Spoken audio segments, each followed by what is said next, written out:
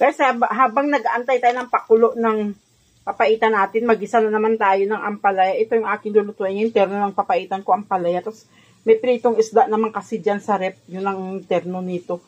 Ito siya, sibuyas, bawang, kamatis, at saka, syempre, ampalaya nga. Ginisang ampalaya. Kaya, itong aking ampalaya. Ngayon, magluluto tayo.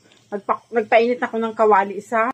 Yan na guys, mainit ang ating kawali. Gisa natin ang sibuyas.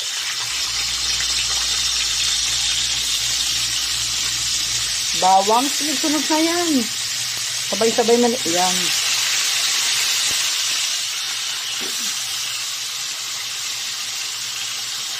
Tapos yung ampalaya, kumiyak na ilagay. Hindi kasi kami dito nagapatis, guys.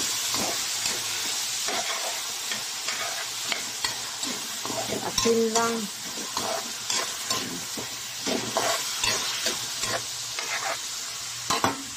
Tayo ng asin.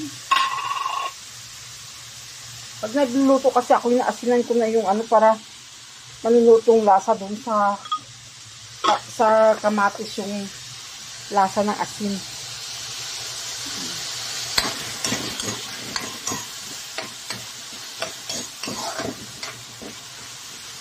Durugin na natin. Alam mo sa ganyang ampalaya guys, sa ganitong ampalaya, isang itlog lang ilagay ko kasi ayaw niya ng maraming itlog. At saka yung nilagay ko ng itlog is organic. Yung brown.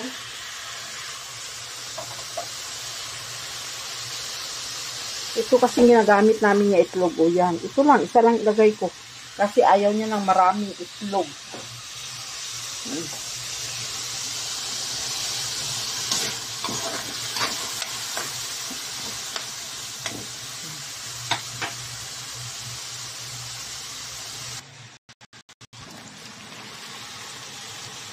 Ay, Diyos ko. Hindi ko pala na ano guys, napindot ang cellphone ko. Nalagay ko na ang itlog guys. So, yan, luto na oh. Luto na ang palaya ko. Hala, sige na ako video guys. Hindi ko pala napindot yung video sa cellphone ko. Ay, sayang na lang. Tapos luto na ang ampalaya ni Bingkay. Masarap yan guys. Gusto ko isang itlog lang kasi nilalagay sa ampalaya para masarap. Kasi paborito ko talaga ang ampalaya. I love ampalaya. The English ka na Bingkay. Ano ba yun? Hindi ko nga naintindihan yun. Ipatayin ko na muna ang aking apoy, guys. Kasi, bubuksan ko na ang aking papaitaan. Ayan na, oh.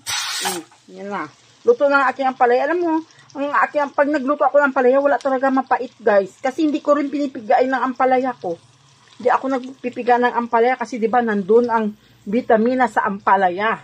Kaya hindi ko siya pinipigaan. Ayun, kunin ko siya, ilagay ko na sa bowl, di English ka na naman Bingkay, ambot na lang sa imo. Ilagay ko na sa yahong, sa mangkok ang aking ampalaya. Diyan na muna kayo kasi mahirap ako lang nagbibideo eh. Ayan ang aking papaitan guys. Malambot na mga kabingkay. Yan. Ang sarap siya. Tinikman ko. Tama lang ang lasa. Ang sarap. Tapos lagyan na natin siya ng sili. Lagyan natin ng sili na tapos suka. Yan ang pampapait niya, suka. Wala akong maraming sili. Yan na lang.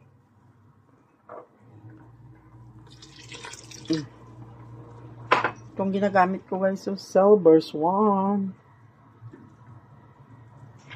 Dagdagan pa natin.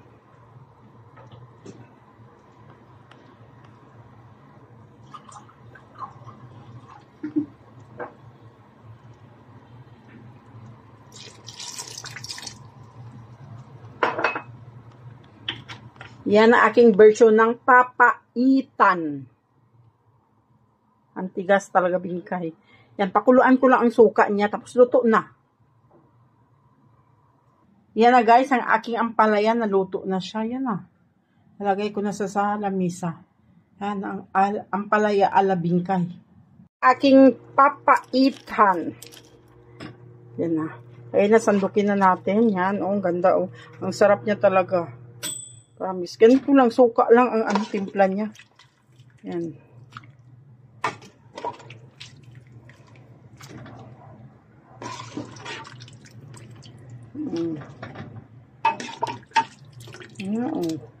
Yummy.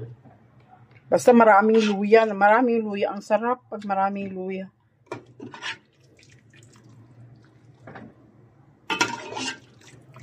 Kasi bukas ito rin ipabaon ko kay Erika. Sa opisina niya. Tapos magdagdag na lang ako ng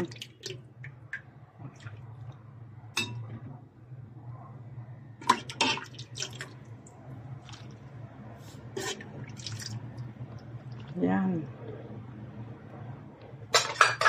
Papaitan. Super hot. Hot. Ilagay natin sa lamisa ang papaitan.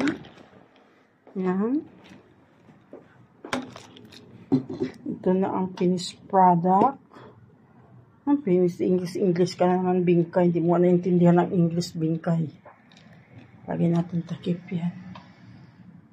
Tinakpan ko na kasi yan lang. Tapos painit ko lang. Painit ko lang kasi yung may isda nga pinirito kahapon. Hindi naman nakain. Yan na, idagdag ko dito. Ganito lang yan. Ang palaya ala bingkay. Papaitan ala bingkay. Yan lang guys. Thanks for watching. Bye!